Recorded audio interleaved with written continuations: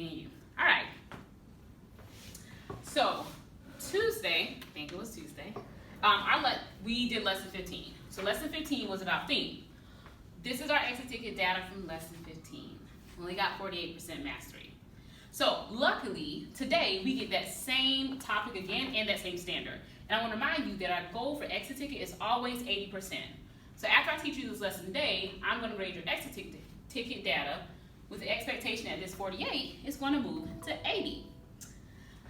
How are we going to get there? So it doesn't do me any good to give you the same skill again if clearly over half of us have trouble mastering that skill. So I'm going to take the material from lesson 15, model it for you by showing you my thought process working through the standard, and then give you a second at bat to do that same thing again. When I do my model, I'm going to use a text that we've already read. So when we did lesson 15, we did the giant in the cave. So I'm going to use the giant in the cave again for my model. As I'm reading, I want you guys to do two things that are going to help you. The first thing I need you to do is I want you to take notes on how I break down the prompt.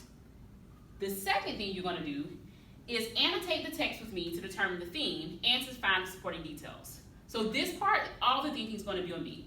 I literally want you guys to watch how I think, because if you do exactly what I'm doing and think how I think, we'll have higher mastery. All right, so can someone tell me what your job is when I'm modeling? Yes, Trista, who's so engaged. You want us to take notes about how you break down the prompt? Yes, then call another student. You want us to mark the text? Yep, when I annotate, you're gonna annotate. So everyone should have a copy of the text on their desk, and you're gonna have another copy of the prompt.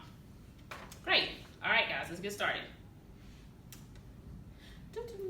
Let's first look back at, our exit ticket from Tuesday's lesson. Write a short description of how details about Odysseus' character develop a theme about allies and enemies in the giant in the cave. Write a short description. Let me see if there are any clues in this prompt. They're going to help me craft my written response answer. The first thing I'm going to underline is a short description. This might be a no-brainer for a lot of you, but this just tells me that I need to respond in a full paragraph. I don't need to take up the whole page, but I definitely need to write enough that the reader understands the thoughts that I'm trying to convey. Now, what am I writing about? How details about Odysseus' character. So I need to be looking for, I'm underlining, I see Jelani underlining, details about Odysseus' character. So anytime I read something that gives me a hint or a clue about who Odysseus is as a person, I'm going to underline that.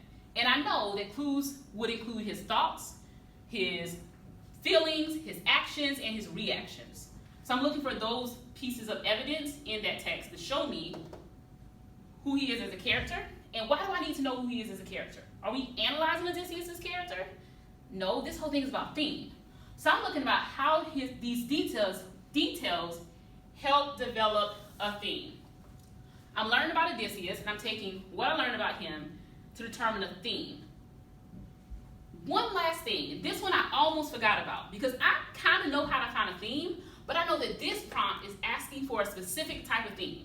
I shouldn't just find a lesson about anything. I'm in particular looking for a lesson about allies and enemies. I know an ally is a friend, or someone who's going to help. So with these clues in mind, I feel like I'm prepared to go into that text and really find the information that's going to help me answer the prompt. Okay. This is just me. We're going to pause here. You can keep this.